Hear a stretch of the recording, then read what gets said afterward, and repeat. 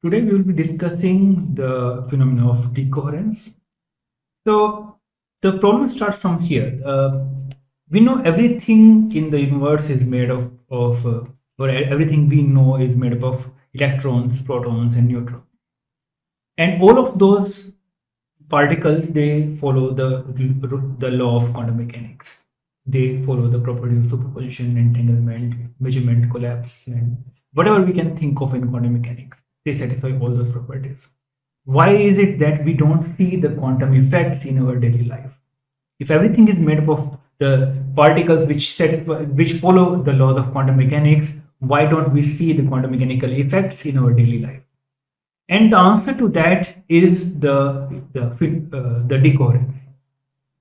What is decoherence? Decoherence is the environment-induced dynamical destruction of quantum coherence.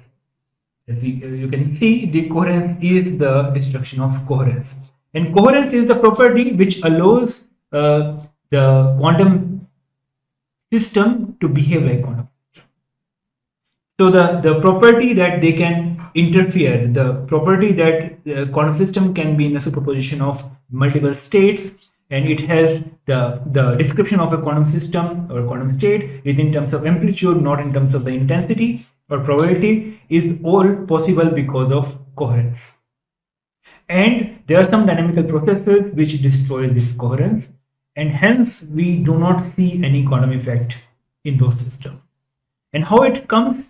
So what we have done till now, Lindblad master equation and all, those are more general solutions or general equation for the dynamics of an open quantum system. Decoherence technically decoherence deals with a specific kind of interaction of the system and bath. So let us consider the Hamiltonian H, which is Hs plus Hb plus Hi. So Hs is the free Hamiltonian of the system, Hb is the free Hamiltonian of the bath, and Hi is the interaction between system and bath. So Hs is actually Hs tensor identity, Hb is identity tensor Hb. So here this one is for the bath, and this one is for the system, and Hi is the Hamiltonian for both system and bath. This is the interaction Hamiltonian. Now consider a case where Hs commute with the total Hamiltonian H. Of course, Hs commute with itself, Hs commute with Hb, because Hs and Hb, they act on the different spaces, but Hs need not commute with Hi. But we are putting the condition that H commute with the total Hamiltonian. This implies that Hs commute with the interaction Hamiltonian. Now, if we calculate the expectation value of the Hamiltonian, that will be the average energy of the system at time t, that will be trace of Hs, the time independent Hamiltonian, and the rho at time t, rho s at time t. Okay, and this can also be written as trace of Hs times rho of the total system at time t. Now earlier trace was over only system, now the trace is on system and bath, and this can be written as trace of Hs, and rho of t can be written as exponential of minus I total Hamiltonian H times t, rho at 0 exponential of minus or plus I H times t.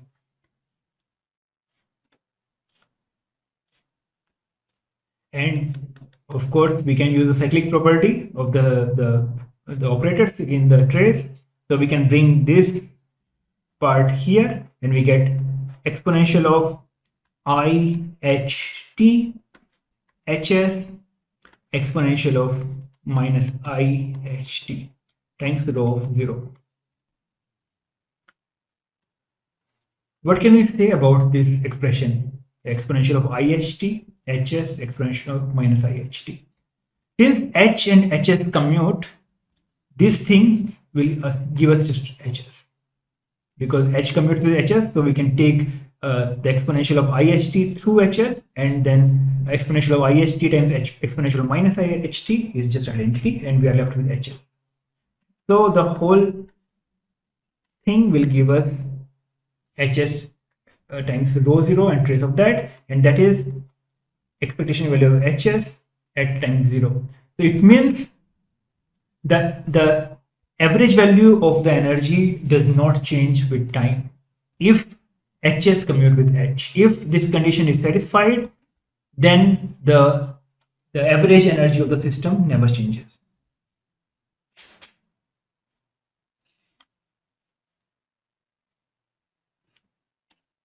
Now consider the eigenstates of the system Hamiltonian psi n, where Hs psi n is En psi n. Since Hs commute with the interaction Hamiltonian, we can always write interaction Hamiltonian as sum over n psi n tensor Bn, where Bn are the operators acting on the path. And if you recall, the general form of the interaction Hamiltonian is like this. This expression, this representation will ensure that Hs commute with Hi. Now interaction picture. The interaction Hamiltonian in the interaction picture will be, since our states are not changing with time, so we have psi n tensor Bn of t, where Bn of t is exponential of I hbt, Bn exponential of minus I hbt. Now let the initial state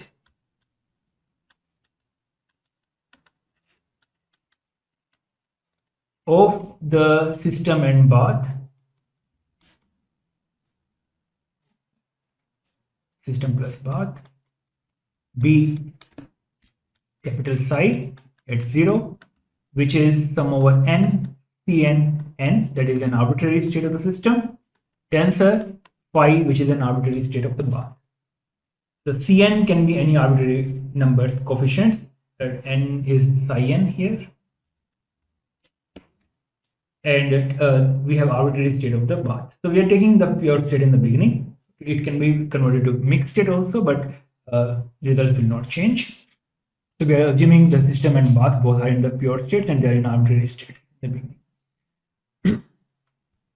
The time evolution of this state will give us psi 0 going to psi of t, which is exponential of minus I capital Ht, the total Hamiltonian, acting on psi of 0. This operator u of t will be time ordered, exponential of minus I 0 to t, H interaction in the interaction picture is a function of S, ds. Since our interaction picture Hamiltonian is time dependent, so the unitary will be the time ordered exponential of the Hamiltonian. So when we apply psi, either the u of t on psi of 0, we get psi of t, capital psi. Now u of t is time ordered, exponential of minus I 0 to t, sum over n tensor Bn of S ds.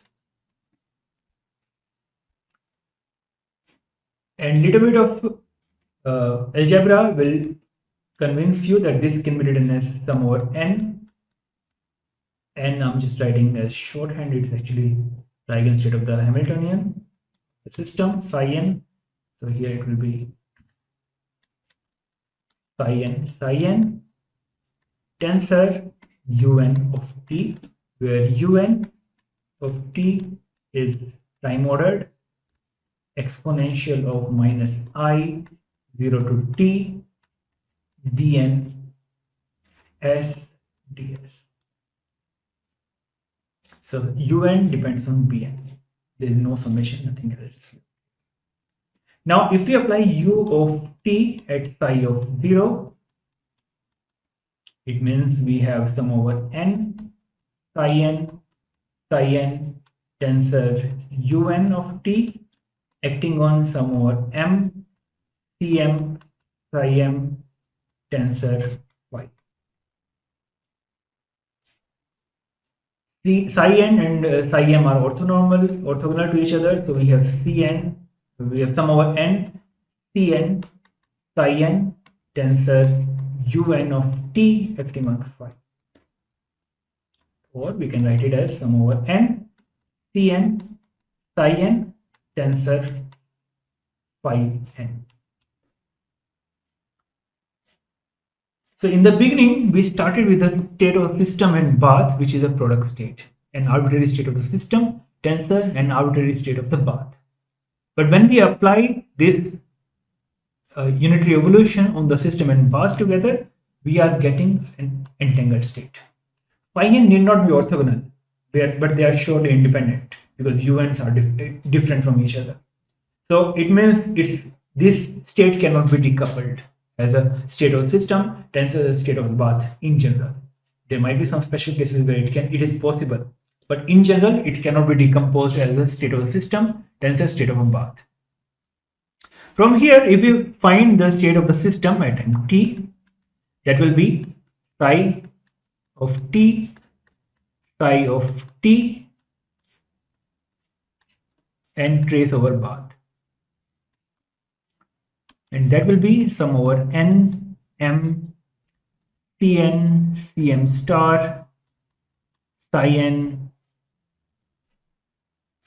phi n, psi m, phi m, and trace over bath.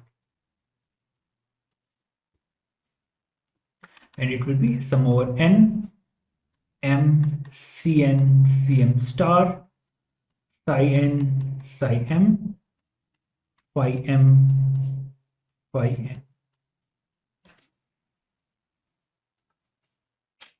Just to see what happened in the beginning, our rho s at time 0 was sum over n, cn, cm star, psi n, psi m, and rho s at time t is sum over n, cn, cm star, phi m, phi n, psi n, psi n.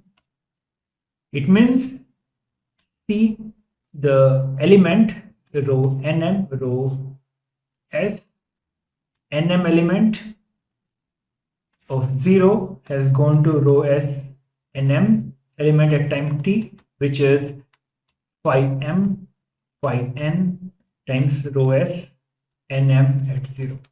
This is how each element of the density matrix of the system has changed over time. And phi n and phi m, phi n, phi m in a product, this depends on time. This is the time dependent factor. One thing to notice here is that phi n, phi m, they are normalized vectors. So it means phi n is 1. It means the row, the diagonal elements of the row, so rho s nn is cn mod square. And this does not change with time. So the diagonal element of the density matrix does not change with time. This is what keeps the average value of the energy unchanged over time for the system, because the diagonal elements of the density matrix of the state are not changing. The off-diagonal elements have the information about the time and they change with time, and they are given by the time dependence is given by phi m, phi n in a product. In general, the phi n, phi m, phi n mode is given by exponential of gamma nm, which is a function of time. And gamma nm is generally less than 0. It's a negative number. Gamma nmt describes the behavior of the off-diagonal terms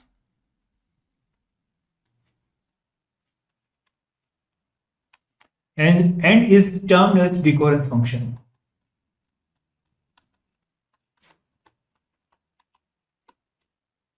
This is what determines the behavior of the off-diagonal terms, and it is called decoherence function. As t tends to infinity, the off-diagonal terms tends to 0. So the density matrix becomes diagonal. And this is called the complete destruction of the coherence. This t tending to infinity, that off-diagonal terms goes to 0. This is called decoherence.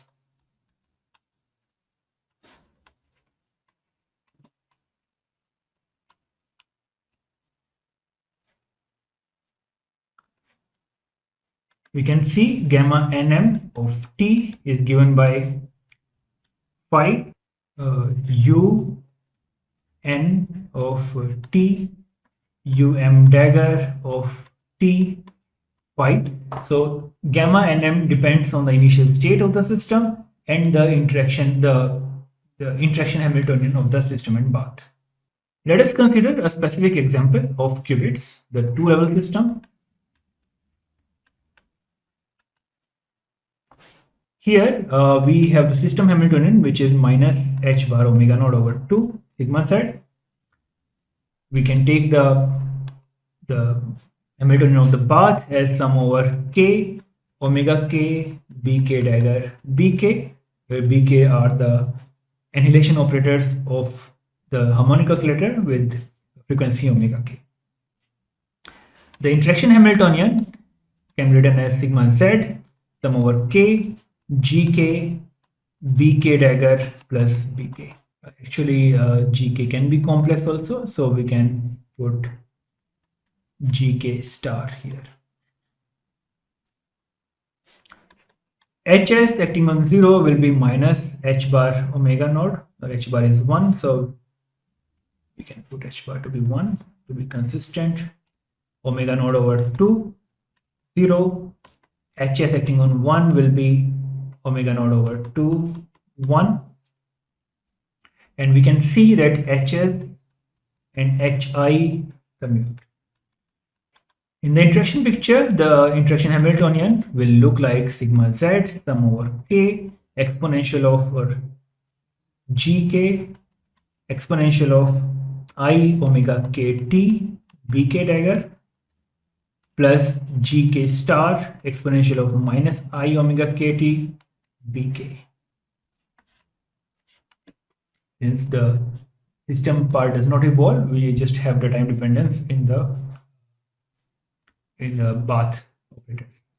From here we can get the time evolution operator ut, which is the time ordered exponential of minus I hit s ds 0 to t, and that will be exponential of minus I 0 to t sigma z sum over k gk exponential of I omega kt bk dagger plus vision conjugate is s here and ds, and this can be written as 0 0 tensor u0 plus 1 1 tensor u1 of t, where u0 of t is time ordered exponential of minus I 0 to t sum over k gk with minus sign, so plus no exponential of minus I or I omega ks bk dagger plus Hermitian conjugate ds, and u1 of t is exponential of plus I. The difference is plus and minus I here only, 0 to t, and the same. If we start with the pure state of the system and the bath, that is sum over n cn psi n, or just n in this case, tensor some state phi of the bath, then the time evolution will give us sum over n cn n tensor un phi, and that can be written as c0 0 tensor u0 acting on phi plus c1 1 tensor u1 acting on phi, and from here we can find that the state of the system at time t, and becomes c0 mod square 0 0 plus c1 mod square 1 1 plus c0 c1 star 0 1 times phi 1 phi 0. This phi 0 phi 0